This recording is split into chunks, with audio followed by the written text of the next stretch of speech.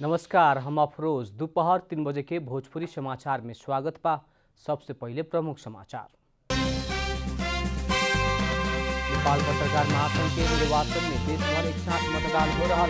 मतदान सजिया 7 बजे तक जारी रही। चीन से अनुदान में आयल कोरोना वायरस विरुद्ध के खोप आज से लगाव के शुरू। 18 से 59 वर्ष उम्र समूह के व्यक्ति पहल का प्राथमिकता में। आज सोना के दाम 500 रुपया से बढ़ल। बाजार में सोना प्रति तोला 88,000 रुपया में कारोबार हो रहा। बेलायत में बाल बालिका में हो रहा कोरोना खोप के परीक्षण तत्काल खातिर रोकल गई। अनुसंधान की रिपोर्ट ना होला तक परीक्षण ना रुकी। AFC कप के प्रारंभिक चरण में आज त्रिभुवन आर्मी आ श्रीलंका पुलिस क्लब भिड़ रहा। खेल सजिया 5 बजे दशरथ रंगशाला में शुरू होगी।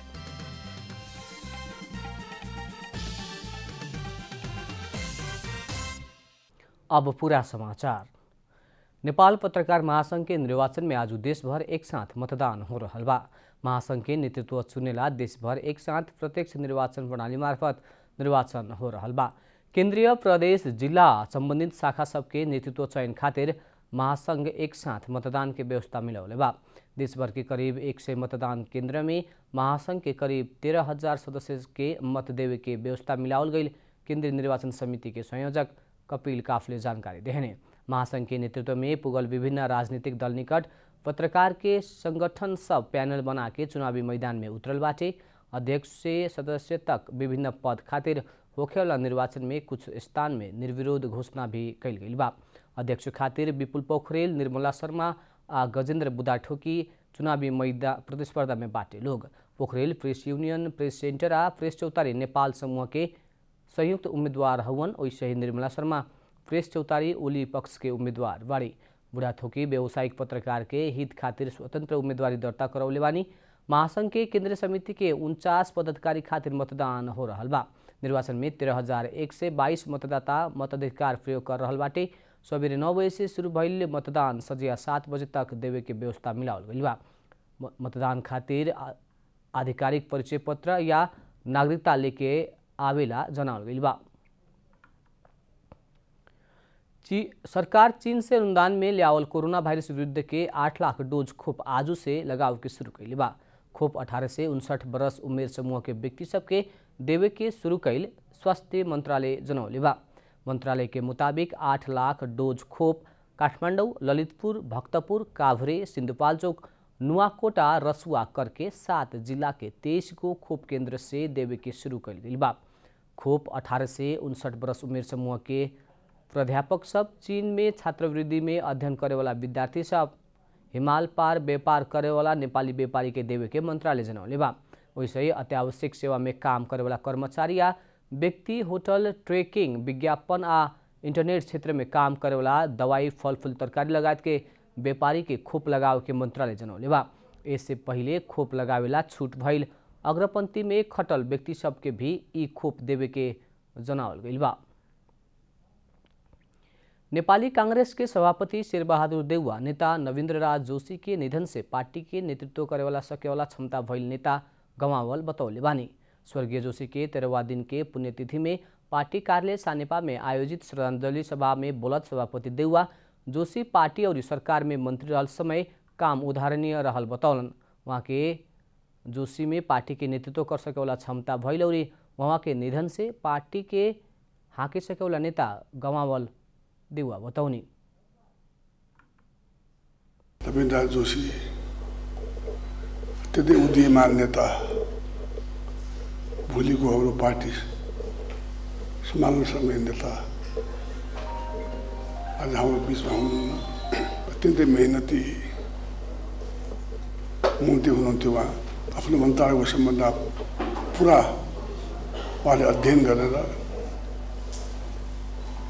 एकदमै चाहिने पुरा ज्ञाता हुनुहुन्थ्यो। कार्यक्रम में वरिष्ठ नेता रामचंद्र पौडेल स्वर्गीय जोशी के असामयिक निधन से पार्टी में अपूरणीय क्षति पुगल बतौले बानी। गण्डकी प्रदेश सरकार में रहल नेकपा माओवादी केंद्र के 2 जने मंत्री राजीनामा देवे के भइल बाटे। आज सवेरे बैठल माओवादी संसदीय दल के बैठक से दोनों मंत्री के राजीनामा देवे के निर्देशन देहल एक सांसद जानकारी देने। वहाँ के मुताबिक माओवादी केंद्र से मंत्री बनल आंतरिक मामला तथा कानून मंत्री हरिबहादुर चुमान और भूमि व्यवस्था कृषि तथा सहकारी मंत्री लेख बहादुर थापा राजीनामा देवे लागल बाटे लोग। भोजपुरी समाचार में अब छोड़ विश्राम।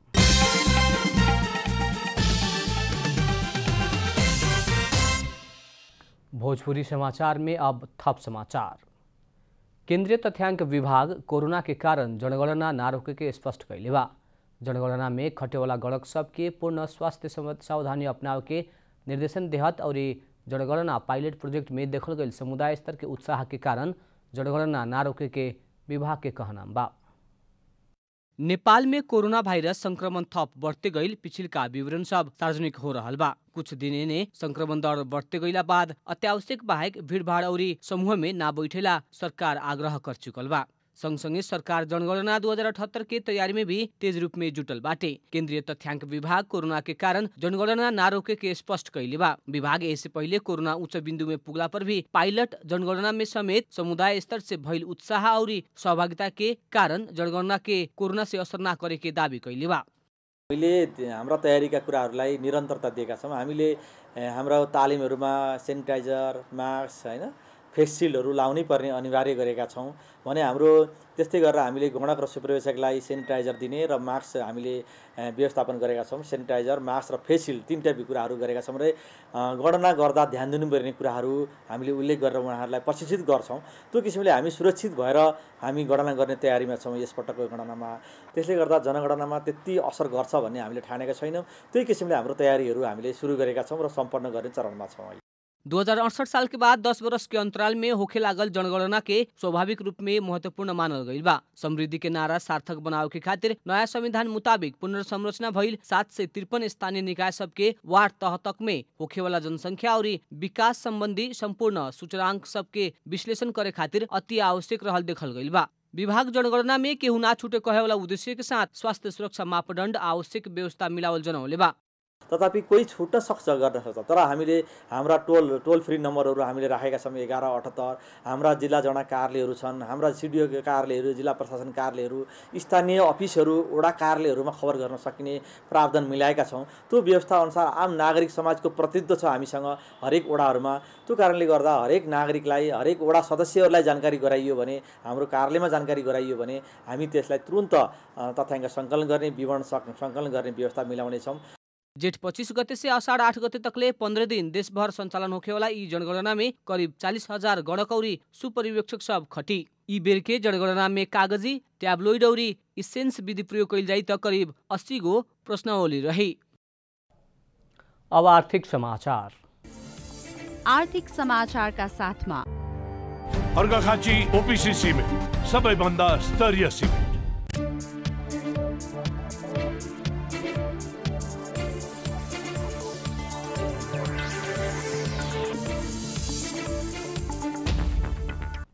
आज सोना के दाम 500 रुपया से बढ़ल बाटे। मंगर के तोला में 87,500 रुपया में कारोबार भइल छापावाला सोना आज 500 रुपया से बढ़ के प्रति तोला 88,000 रुपया में कारोबार हो रहल नेपाल सुन चाँदी व्यवसायी महासंघ जनौले बा।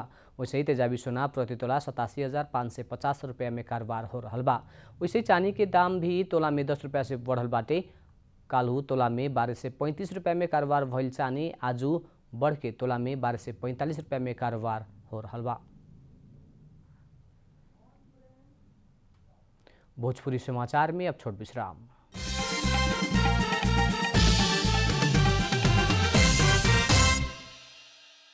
भोजपुरी समाचार में अब अंतर्राष्ट्रीय समाचार।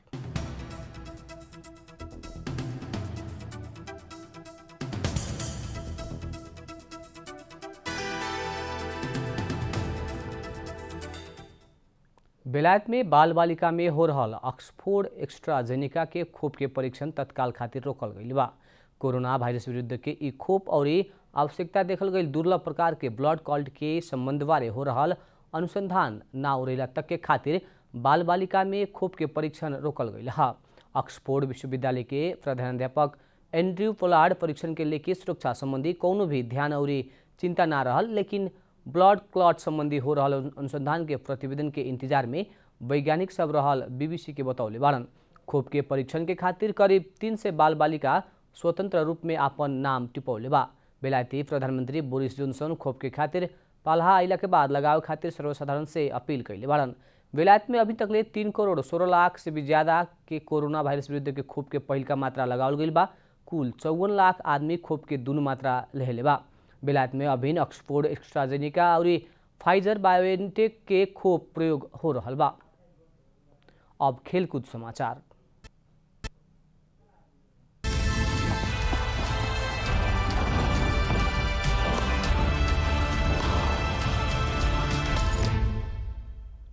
एएफसी कप 2021 फुटबॉल अंतर्गत आज नेपाल के त्रिभुवन आर्मी क्लब श्रीलंका के श्रीलंका पुलिस स्पोर्ट्स क्लब से प्रतिस्पर्धा करेको फैल बा। एएफसी कप के दक्षिण एशियाली समूह में स्थान बनावे खातिर टीम के खोजी के खातिर प्रतिस्पर्धा हो रहल बा। 3 खेल जीते वाला समूह डी में स्थान बनाई त खेल सजिया 5:30 बजे के बाद त्रिपुरेश्वर स्थित दशरथ रंगशाला में शुरू होगी। आर्मी के प्रशिक्षक नवीन नेउपाने और कप्तान भरत खवास तैयारी निमन रहल बतौले बाटे लोग। बीतल सीजन ए डिवीजन लीग में दोसर भइला के बाद एएफसी क्लब लाइसेंस लेवे के पहिल का क्लब बनल आर्मी ई प्रतियोगिता में अवसर लेहले बा। अंत में प्रमुख समाचार फिर एक बेर। नेपाल पत्रकार महासंघ के निर्वाचन में देश भर एक साथ मतदान हो रहा। मतदान सजिया 7 बजे तक जारी रही। चीन से अनुदान में आयल कोरोना वायरस विरुद्ध के खोप आज से लगाव के शुरू। 18 से 59 बरस उम्र समूह के व्यक्ति पहिल का प्राथमिकता में।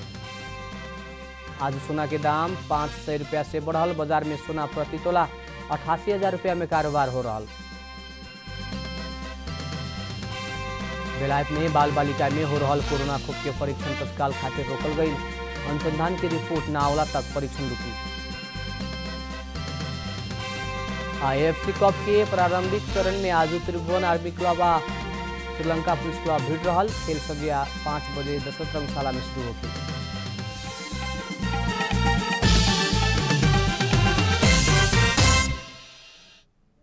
भोजपुरी समाचार अभी खातिर इतना ही। जनता द्वारा जनता खातिर प्रसारित जनता टेलीविजन के कार्यक्रम सब यूट्यूब, ट्विटर, फेसबुक हमनी के वेबसाइट जनतासमाचार.com में भी पढ़ा देख सकत बानी। सूचना में अपने के सहभागिता, समय में समाचार हमनी के प्रतिबद्धता। प्रणाम।